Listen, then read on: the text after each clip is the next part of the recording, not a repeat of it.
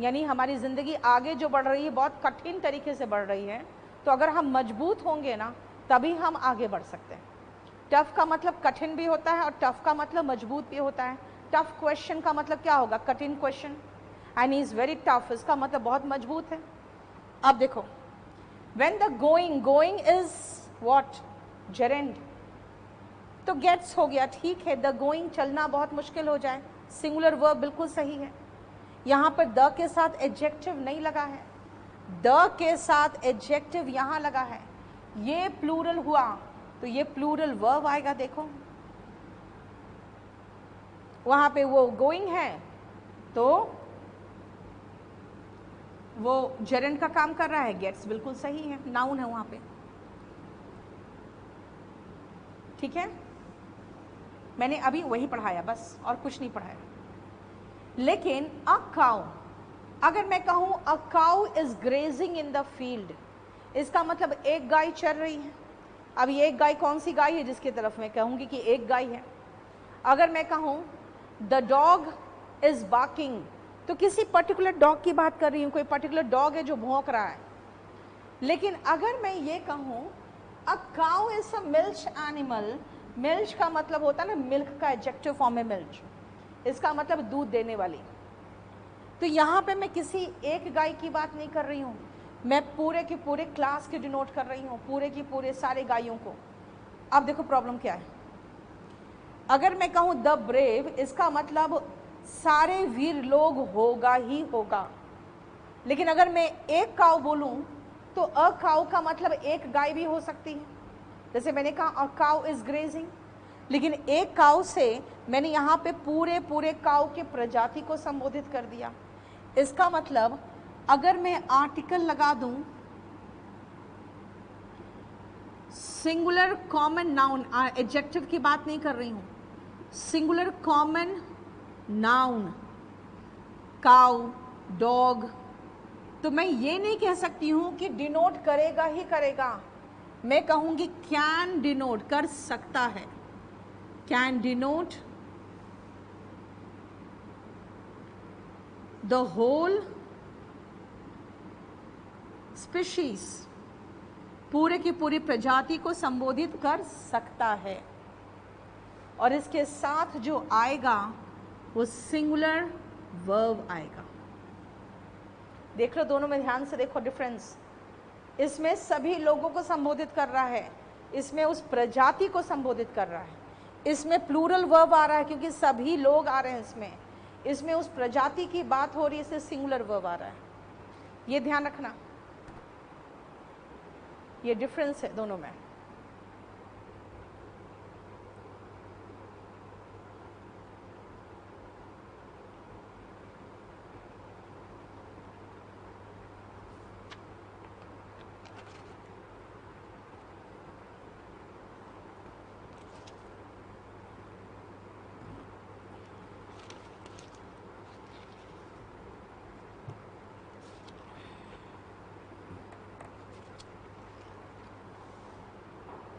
ठीक है,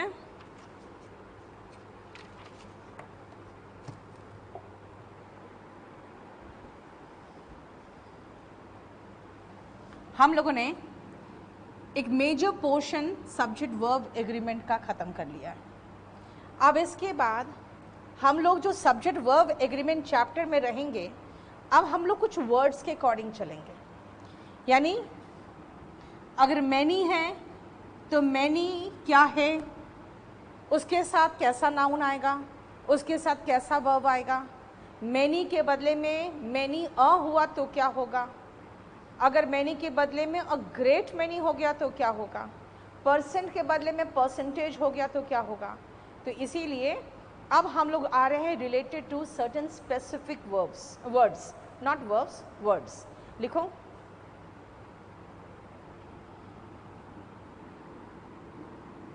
subject verb agreement vis-a-vis certain words।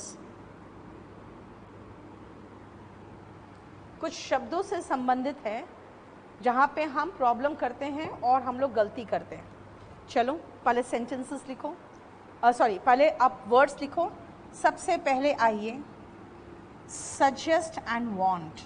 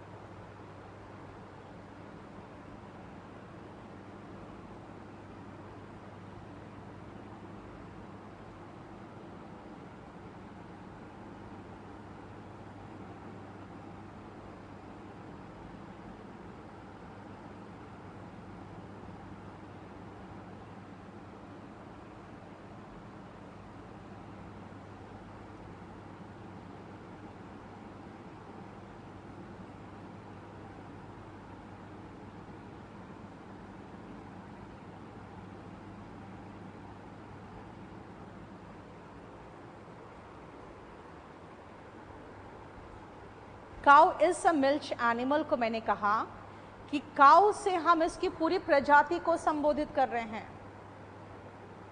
ठीक है। काउ से हम पूरी प्रजाति को संबोधित कर रहे हैं, तो काउ जब पूरी प्रजाति को संबोधित करेगा ना तो उसके साथ सिंगुलर वर्ब आएगा। अच्छा, मैन इज मॉर्टल नहीं एक्सप्लेन किया ना मैंने मिटा दिया ना। लिखो, सुनो ध्यान से। ये जो मैन वर्ड है ना, आप पीछे वापस चलो, वो बहुत इंपॉर्टेंट पॉइंट छूट गया। मैन इज मॉर्टल, यहां पर मैन का मतलब पुरुष नहीं है, मैन का मतलब इंसान है। अगर आप कहोगे नहीं आपने काउ में अ काउ लगाया तो हम मैन में अ मैन लगा देंगे। आप अगर ए मैन लगा दोगे ना तो ए मैन का मतलब एक पुरुष हो जाएगा।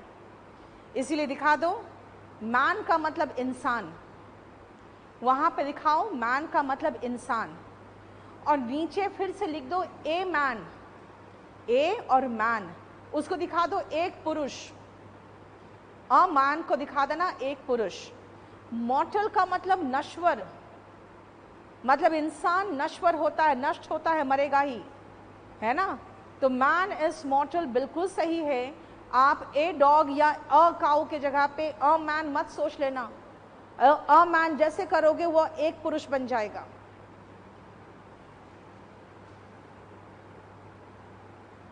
और बिल्कुल सेंटेंस बिल्कुल सही था।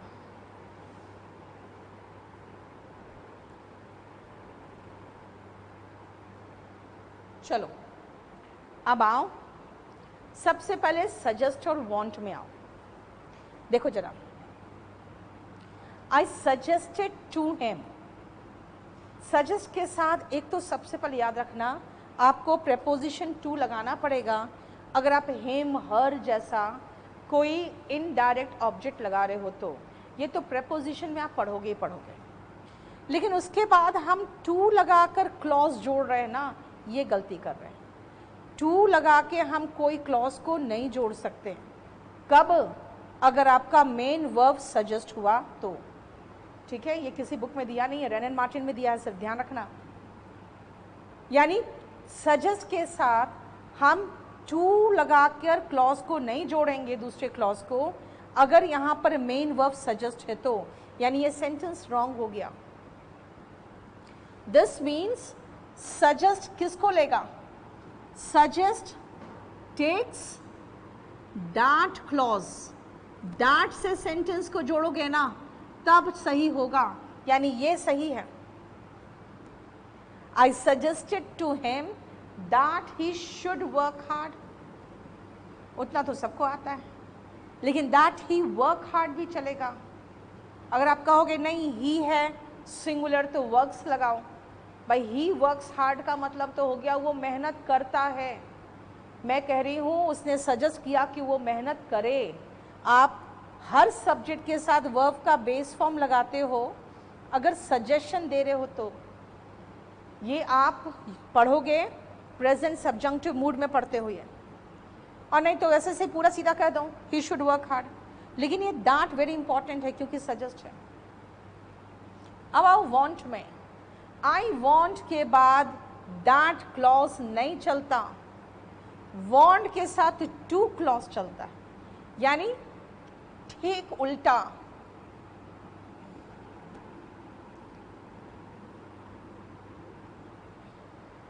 वांट से आगे सेंटेंस को जोड़ना है तो टू से जोड़िए।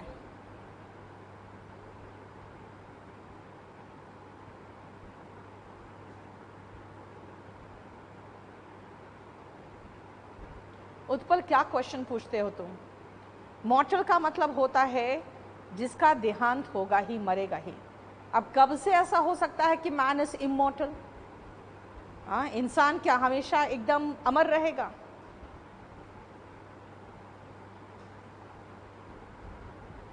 वर्ड पावर मेड इजी पढ़ने की जरूरत नहीं रविकांत, उसके सारे तो रूट मैं ही करा दे रही हूँ, उससे ज़्यादा रूट करा रही हूँ आपको।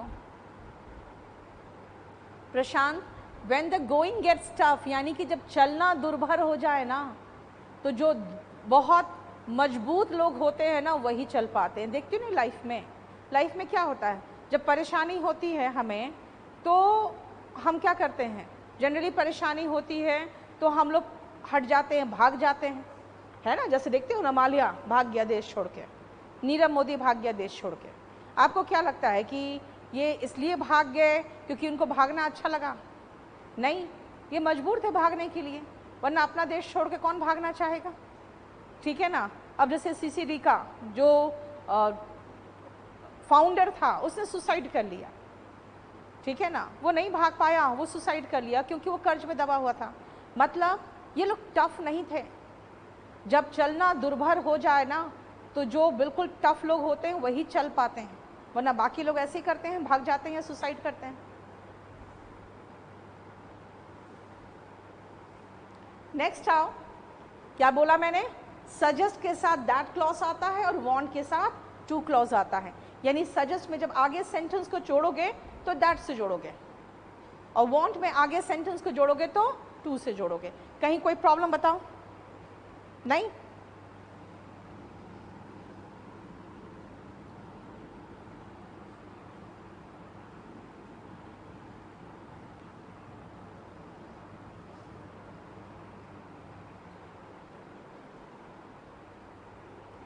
Next, our word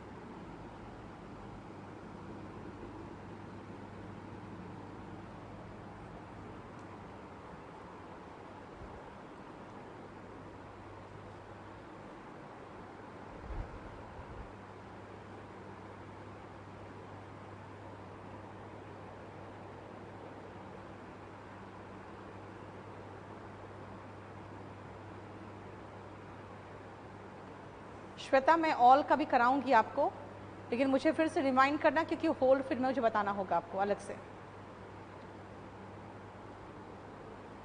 देखो, अगर आपको ज़्यादा कुछ समझ में नहीं आया ना तो याद रखना, वर्ब उसके साथ चलेगा जो ऑफ के पहले होता है ना। मतलब क्या कहा? वर्ब उसके साथ चलेगा जो ऑफ के पहले होता है। ऑफ के पहले क्या है? परसेंटेज। और आप जब नाउन पढ़ोगे ना तो पढ़ोगे परसेंटेज अनकाउंटेबल नाउन है।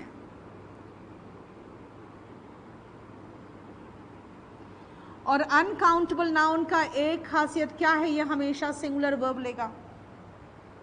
भाई इनकी गिनती तो हो ही नहीं सकती है। जब गिनती हो नहीं सकती है तो उसका रेशियो ले लो, परसेंटेज ले लो, पार्ट ले लो, कुछ भी ले लो, वो सिंगुलर ही रहेगा। इसलिए जानबूझकर मैंने क्या किया, दो सेंटेंस लिखा। एक में मैंने अनकाउंटेबल नाउन लिया, एक में मैंने गर्ल्स प्लूरल नाउन लिया। जरा देखो, लेस पता है लिटिल का कंपैरेटिव डिग्री है, और अनकाउंटेबल के साथ लिटिल यूज होता है और लेस यूज होता है। काउंटेबल होता तो फ्यू यूज होता, मेनी यूज होता। फिर देखो जरा, दैट मैंने दोस नहीं लगाया, क्यों? क्योंकि परसेंटेज अनकाउंटेबल है, उसके साथ दैट लगेगा। अगर स्ट्रीट्स होता तो उसके लिए दोस लगता। यानी देख रहे हो, अनकाउंटेबल एडजेक्टिव है ये अनकाउंटेबल प्रोनाउन है। देखो, अनकाउंटेबल वाला एडजेक्टिव है ये। अनकाउंटेबल नाउन के साथ ये ही एडजेक्टिव लगता है। यानी सब कुछ मैंने अनकाउंटेबल वाला लिया है। देखो, आगे सब कुछ अनकाउंटेबल वाला है। क्यों? क्योंकि मैंने लिख दिया अनकाउंटेबल नाउन है, परसेंटेज उसके साथ हमेशा सिंगुलर वर्ब ही लगेगा। और एक छोटी सी बात और याद रखना कि वर्ब ऑफ के पहले आने वाले नाउन के अकॉर्डिंग चलता है। ये भी लिख लो, जहां समझ में नहीं आए बस यही लगा लेना। लिखो, वर्ब ऑफ के पहले आने वाले नाउन के अनुसार चलता है। ऑफ कम्स, ऑफ एग्री,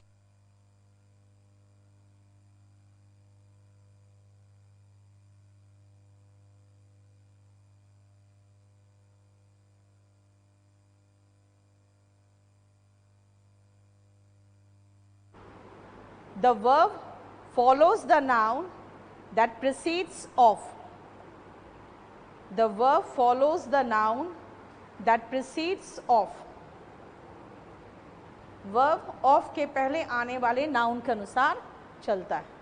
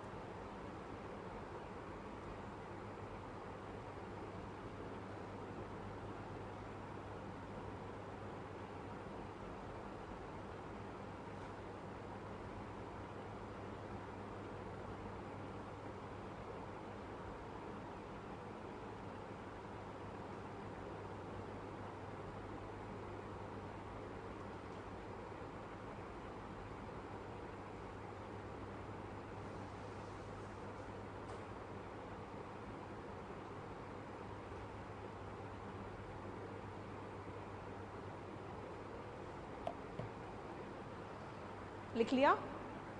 या ध्यान से देखो, परसेंट के मामले में क्या करें?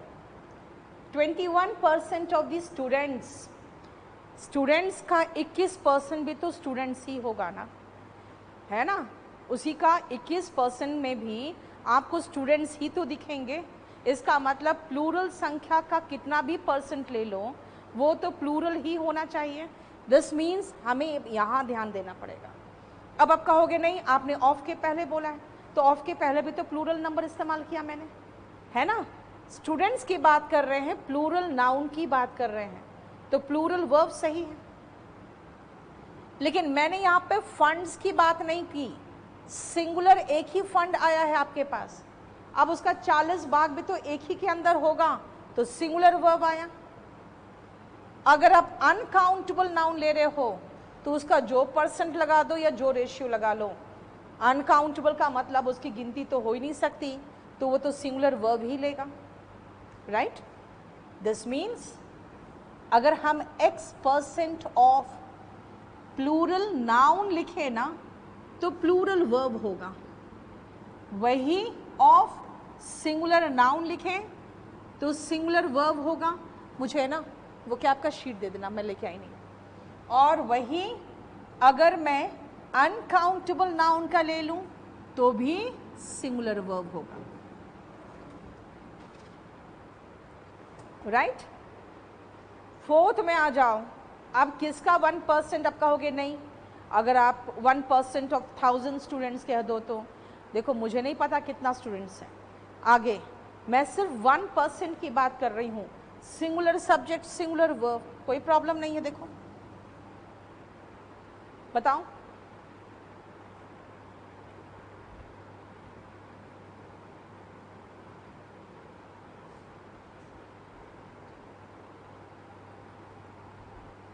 शिवम आपने क्या किया हुआ है?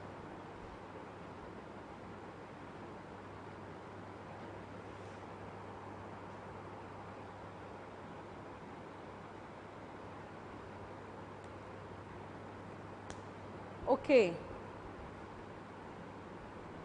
तो ये फ्यूचर की बात हो गई ना, तो वुड हैव टू हो जाएगा ना। बिल्कुल सही कर रहे हो, फ्यूचर की बात है ना तो वुड हैव टू हो जाएगा। बिल्कुल सही है शिवम।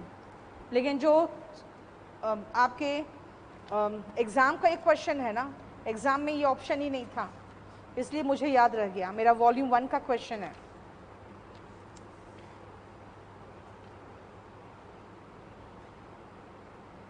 हम लोगों ने 10th नंबर शीट पूरा कर लिया था।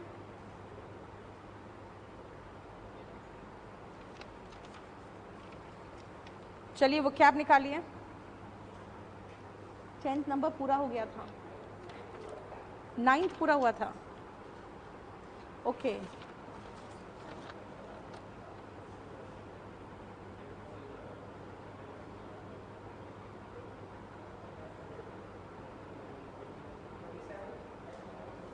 लास्ट वर्ड बताओ, कॉपी में लिखवाए थे।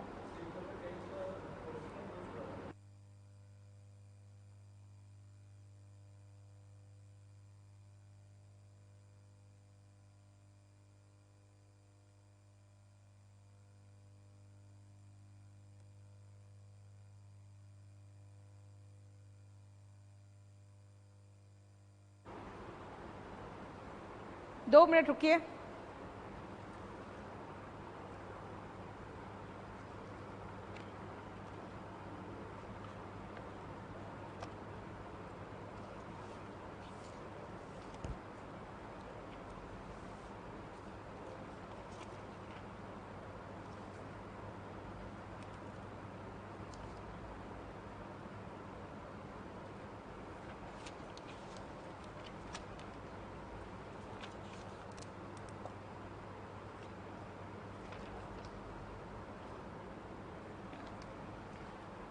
डाल दो केडी लाइव और टेलीग्राम में भी डाल दो।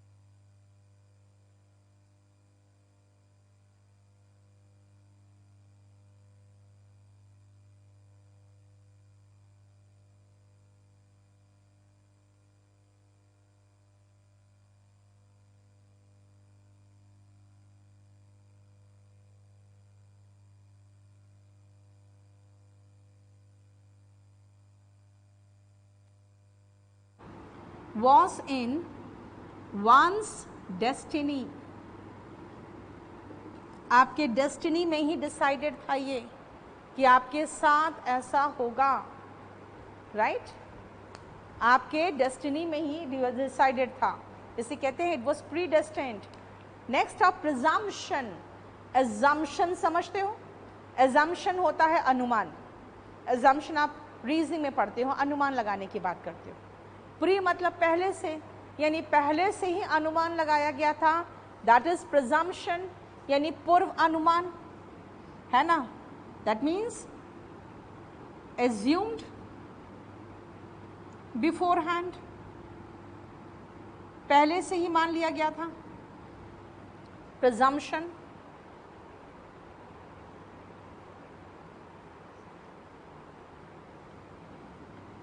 प्रिसेंट, देखो अगेन प्री है, प्री मतलब पहले, और साइन से बना हुआ है सिएंट. सिएंट का मतलब ज्ञान होता है, यानी पहले से उसे पता था. प्रिसेंट का मतलब होता है पूर्व ज्ञानी, one who knows before hand.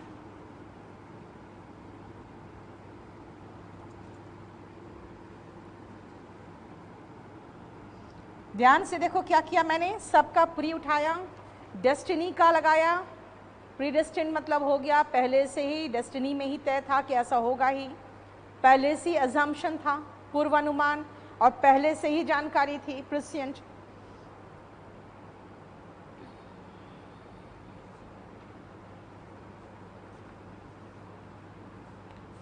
Next आओ फोर्थ, कंप्लायंट.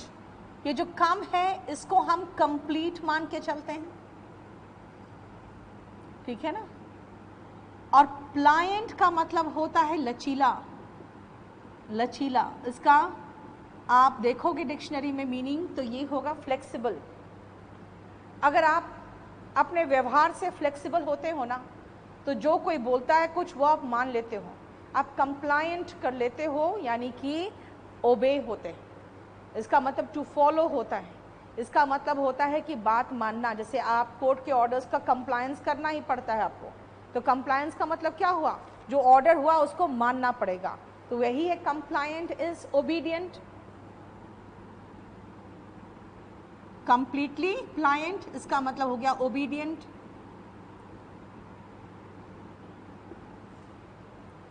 इसका मतलब कंप्लीट, और लचीला मतलब कंप्लीटली लचीला, obedient.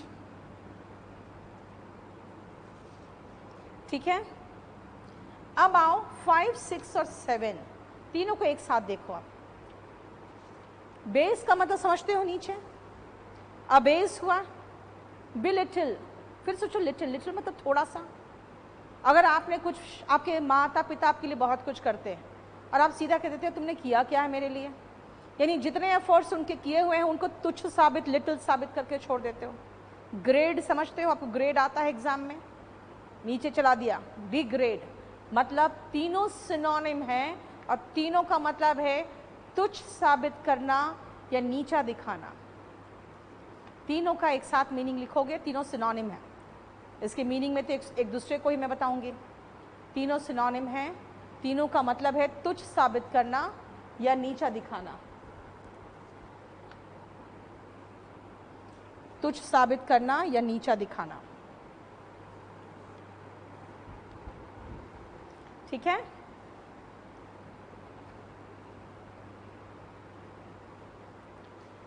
Now come to the next one, aghast. उसको ऐसे याद रखो ना, अघास्ट देख रहे हो वर्ड वहां पे, हम ये मान के चलेंगे अघास्ट. घास्ट में हमको घोस्ट दिख रहा है ना? घास्ट में मुझे घोस्ट सा महसूस हो रहा है. अगर हम घोस्ट को देखते हैं तो कैसे हो जाते हैं? मुंह खुला का खुला है, आवाज ही ना निकले, इतना शॉक्ड हो जाते हैं. वही अघास्ट है. अघास्ट, अघास्ट, उसके साथ एक गास्ट वाला भी वर्ड यूज कर लेना, फ्लाबरगास्ट. शॉक्ड, मैंने क्या कहा? मुंह खुला है, आवाज ही नहीं निकल रहा है, यानी जब आपको पाया गया तो आप डम थे, dumbfounded. Aghast, flabbergast, shocked, डम्फाउंडेड, हक्का बक्का, बिल्कुल बुरी तरह से। ठीक है, नेक्स्ट वर्ड आओ, ध्यान से देखो, आउटरेजियस। आउट हो जाओगे रेज में, रेज मतलब गुस्सा, गुस्से से अगर आउट हो जाते हो तो कैसी चीज को देख के आउट हो जाओगे आप? बहुत ही गंदा चीज हो, इतना खराब क्राइम हो जिसको देख के एकदम मन में गुस्सा भर जाता है कि ऐसा हुआ कैसे, तब कहते हैं it was an outrageous act. Outrageous is highly unpleasant, बहुत गंदा।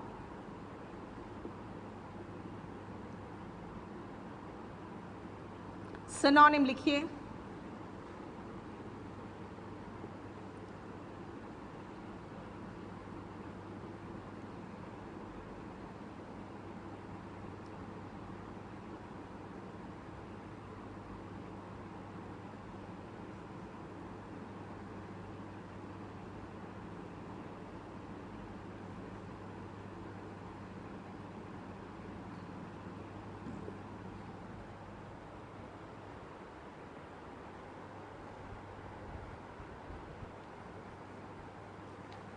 वर्तिका। किसी भी एग्ज़ाम का जो रिवीजन होता है ना, वो आप किसी एक चैप्टर की बात करोगे तो नहीं होगा। अब बहुत कम समय है, आप प्रीवियस क्वेश्चन पेपर्स फटाफट, आप रोज़ 3-4 प्रीवियस क्वेश्चन पेपर्स तो कम से कम करो। देखो, हाईली अनप्लेजेंट, बहुत गंदा, हॉरिबल, हॉरेंडस, याद रहेगा, हॉरी हॉरी, हॉरर मूवी की तरह महसूस होगा आपको, हॉरिबल, हॉरेंडस। ग्रूसम, मैकबर, मैंने कहा था मकबरे वाली फीलिंग देती है कि बिल्कुल गंदा सा फीलिंग देगा अंदर से। रिपल्सिव, देखते हो दो मैग्नेट को अगर साउथ पोल को ले आओ तो रिपेल करता है, रिपेल मतलब रिपल्सिव, जिसको देख के भागने का मन करे, उसके नज़दीक जाने का मन नहीं करे, वो आपको रिपेल करता है। तो रिपल से बना हुआ एडजेक्टिव रिपल्सिव, रिपग्नेंट, ये सब सिनोनिम है जिसका मतलब होता है जिसको देख के आपको घृणा महसूस हो, गंदा महसूस हो, आप भागने की कोशिश करते हो उससे दूर। देखो उसी का एंटोनिम ठीक उसके नीचे है, बिविच। अगर इसका एडजेक्टिव बनाओगे ना तो इनका एंटोनिम बन जाएगा बिविचिंग। विच क्या होता है? विच का मतलब आप लोग एक मीनिंग जानते हो, चुड़ैल। विच का मतलब जादूगरनी भी होती है, और जादूगरनी क्या करती है? बिल्कुल जादू करके अपने मोहपाश में फांस लेती है। तो वही बिविच का मतलब होता है बिल्कुल जादू कर देना, यानी कि अट्रैक्ट कर देना। इसीलिए बिविच का लिखो टू अट्रैक्ट, mesmerize, enchant,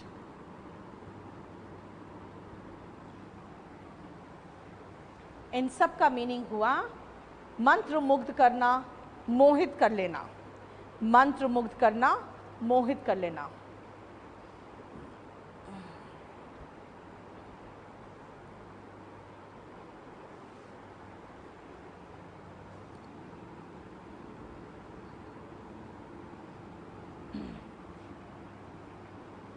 ठीक है, चलो नेक्स्ट में आपको फिलिस्तीन से सिखाती हूँ। जानते हो ना, फिलिस्तीन और इजराइल के बीच में जो लड़ाई होती रहती है, कभी भी आके बम गिर जाए सर पे। अब ऐसे लोग जहाँ पे ऐसी कंडीशन होती है, वहाँ पे तो जीने मरने का तो ठिकाना नहीं है ना, क्या खाएं उसका ठिकाना नहीं होता। और जनरली ऐसे लोग क्या होते हैं ना, इनको कला संस्कृति से कोई मतलब नहीं होता, क्योंकि वो सर्वाइवल के लिए लड़ रहे होते हैं, तो कला संस्कृति का क्या करेंगे वो। इसीलिए ये वर्ड बनाया गया है फिलिस्तीन। इसका मतलब है जिनको कोई मतलब नहीं है आर्ट एंड कल्चर से, उसके ऐसे लोग होते हैं फिलिस्तीन। लिखो फिलिस्तीन का, one who has nothing to do with art and culture.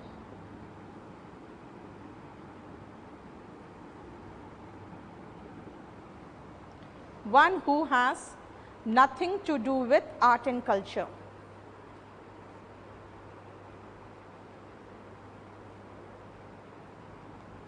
ठीक है,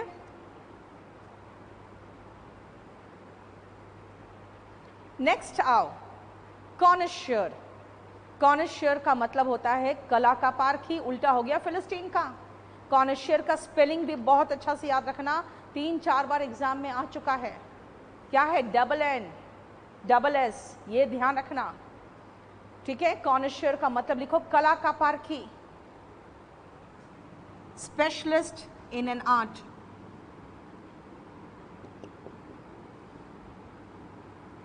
इसमें डबल एन और डबल एस पर ध्यान रखना कॉनशर का स्पेलिंग में। लेकिन देखो मैं कह रही हूँ स्पेशलिस्ट इन एन आर्ट। भाई हम जैसे लोग होते हैं ना, थोड़ा बहुत कुछ आर्ट में हाथ वोथ बटाते हैं और फिर निकल लेते हैं, क्योंकि हम लोग किसी आर्ट में बहुत टिक के नहीं काम कर पाते हैं, या उसमें काम उसी फील्ड में नहीं कर पाते, क्योंकि हम लोग का प्रोफेशन कुछ और है। तो जो थोड़ा बहुत हाथ उसमें आजमाता है ना, वो स्पेशलिस्ट तो हो नहीं सकता। तो क्या बन के रह जाता है, वो नेक्स्ट टू वर्ड्स 13 एंड 14 है, डैबलर और डिलेटेंट। लिखो one who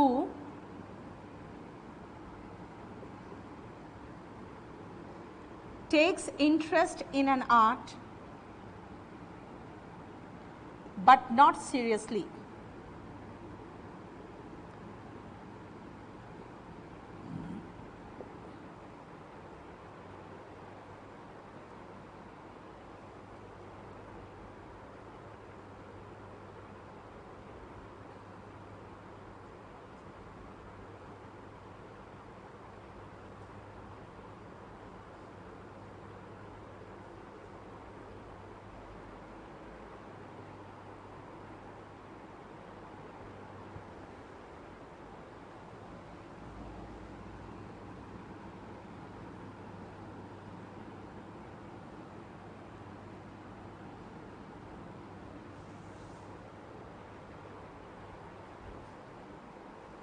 हो गया। 15th आओ, नार्सिस्ट। देखो नार्सिस्ट बनाया जानते हो कैसे, वर्ड से। एक कहानी है नार्सिसस की। नार्सिसस एक प्रिंस था। जब वो पहली बार अपने आप को तालाब के पानी में देखा, क्योंकि उस समय तक तो आईना था ही नहीं, है ना, तालाब के पानी में अपने आप को देखा तो वो एकदम मंत्रमुग्ध हो गया, हाय मैं कितना सुंदर हूँ। फिर वो दिन भर बैठ के तालाब के पानी में अपने आप को देखता रहता था, खुद को एडमायर करता रहता था। तो ऐसे व्यक्ति जो सेल्फ एडमायरिंग होते हैं ना, देखे नहीं वो पिक्चर जब वी मेट, है ना, और उसमें जो करीना कपूर थी वो अपने आप को बहुत पसंद करती थी, वो कहती थी मैं अपनी फेवरेट हूँ। उस तरह के लोग नार्सिसिस्ट होते हैं, यानी कि सेल्फ एडमायरिंग, जो अपने आप को बहुत पसंद करता है। ठीक है।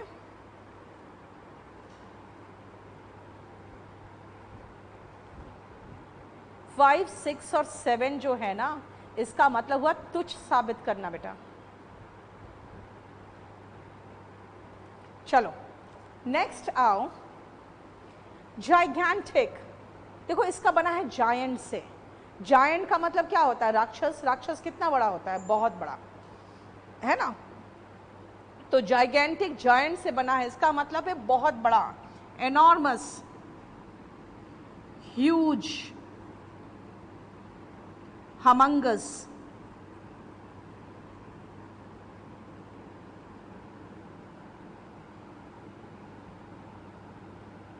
एक सेकेंड,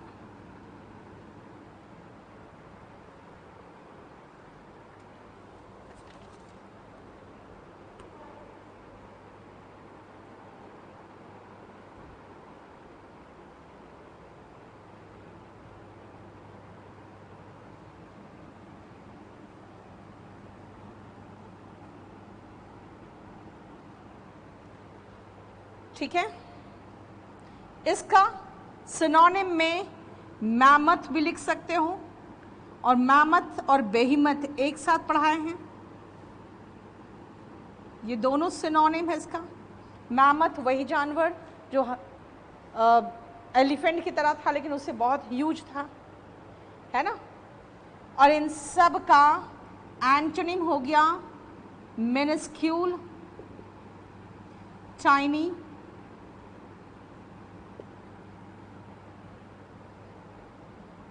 सूक्ष्म जिसको कहोगे बहुत छोटा सा, मिनिस्क्यूल या टाइनी यानी बहुत छोटा सा।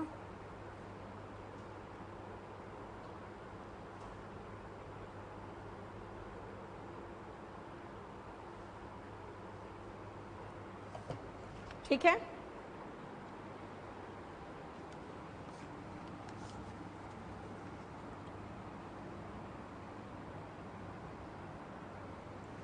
नेक्स्ट आओ सिंड्रेला। देखो सिंड्रेला का मतलब क्या समझो। आपने सिंड्रेला की कहानी पढ़ी, उसमें जो लड़की थी सिंड्रेला, एक तो उसका सिंड्रेला में आप देखोगे कि जो परी आके उसको पार्टी में भेजती है, राजकुमार के पार्टी में, उसने उसे अपने जादू की छड़ी से उसके लिए एक रथ लाया था। जादू की छड़ी से उसने उसे कपड़े चेंज किए थे, अच्छा कपड़ा पहनाया था। उसके बाद उसको ग्लास स्लिपर्स दिया था, शूज़ दिया था पहनने के लिए ना, ग्लास का उसने बहुत अच्छा उसके लिए सैंडल लाई थी जो वो वहाँ गिरा के आ गई थी। लेकिन आपने उसमें ये चीज़ तो नहीं पढ़ा कि हाँ उसने उसका चेहरा चेंज कर दिया या उसको सुंदर बना दिया। मतलब सिंड्रेला खुद सुंदर थी, लेकिन उसकी सुंदरता को किसी का कोई आभास ही नहीं था कि उसमें वो कुछ कैलिबर या क्षमता है कि एक राजकुमार उस पर मोहित हो सकता है। तो generally in our life when we say he is और she is a Cinderella of my company, इसका मतलब उसमें बहुत कैलिबर है, बहुत कुछ है, लेकिन उसको वो रिक्वायर्ड अटेंशन नहीं मिल रहा है ना। कहानी से बना हुआ ये वर्ड है, लिखो वन हु डिजर्व्स अटेंशन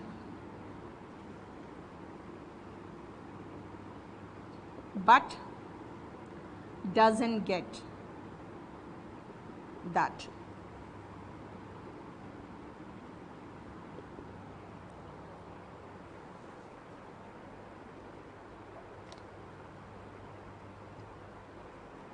ठीक है। 18th आओ हरक्यूलियन। ये हरकुलस की कहानी आपने पढ़ी होगी, या छोड़ो, हरकुलस साइकिल में एक फोटो आपने देखा होगा कि एक आदमी है इतना बड़ा ग्लोब को अपने पीठ में ऐसे लेके खड़ा है। इसका मतलब समझ रहे हो कि उस आदमी में कितनी ताकत है कि वो ग्लोब को लेकर खड़ा है ना। इसका मतलब उसमें बहुत ताकत है, उसमें बहुत पावर है ना, उसमें बहुत एफर्ट लगा रहा है वो। अगर मैं कहूँ कि एक टास्क जो आपने मुझे दिया है इट इज़ अ हर्क्यूलियन टास्क, इसका मतलब है इसमें बहुत ज़्यादा एनर्जी लगेगा, इसका मतलब है कि बहुत टफ और डिफ़िकल्ट है। इसलिए हरक्यूलियन का मतलब लिखो वेरी डिफ़िकल्ट या फिर requiring a lot of energy.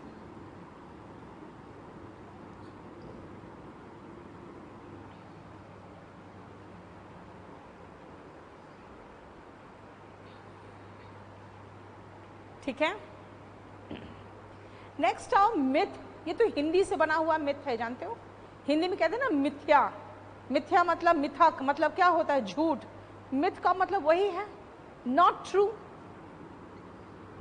कहीं से भी उठा लिया इंग्लिश ने, सब से कहते हैं, इसलिए कहते हैं कहीं से भी नॉलेज उठा लो।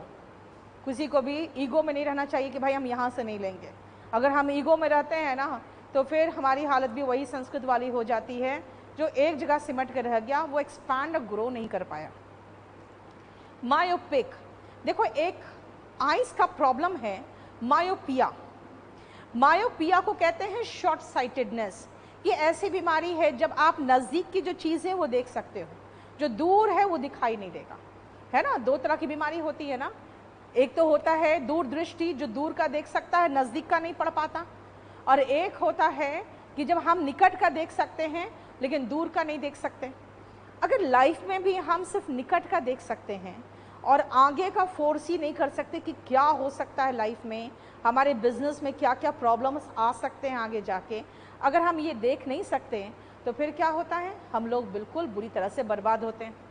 तो कहते हैं the business man was myopic. Myopic का मतलब है कि जो दूरदृष्टि वाला नहीं था, नॉट फार साइटेड, जिसमें दूरदृष्टि नहीं था, नॉट फार साइटेड। ठीक है, बस 20 तक रहने दीजिए आज।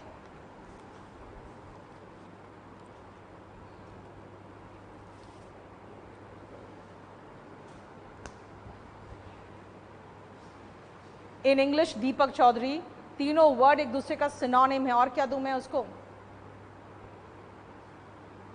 वॉल्यूम 2 इम्प्रूव हो रहा है प्रखर, मुझे लगता है 1 सप्ताह मुझे लगेगा, फिर 15 दिन छपने में लगेगा, इसलिए आप मान के चलो आपको 20 दिन के बाद ही मिलेगा। हाँ 900 1000 आ जाना चाहिए जल्दी ही। नरेशन का तो बुक होना चाहिए था यार उसमें। देखो इससे पब्लिकेशन में बात करो। परसेंटेज ऑफ गर्ल्स इज अब परवेश मैंने कहा 1% ऑफ कितना, मुझे मतलब नहीं है। अगर 1% ऑफ 1000 निकालोगे तो आपका आंसर निकलेगा 10। फिर कहोगे मैम 10 है तो इज कैसे हुआ, तभी तो मैं कह रही हूं आगे कुछ नहीं बोलूंगी, खाली 1% मतलब 1 मतलब सिंगुलर, सिंगुलर के साथ सिंगुलर वर्ब। नीचे दिखाओ क्वेश्चन।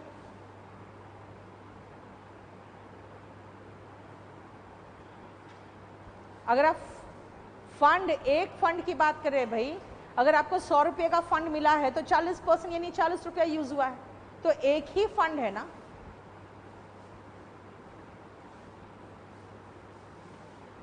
गौरव मैं अभी कंफर्म नहीं हूं इस बारे में, इसीलिए मैं अभी तो नहीं बता पाऊंगी इस बारे में। चलो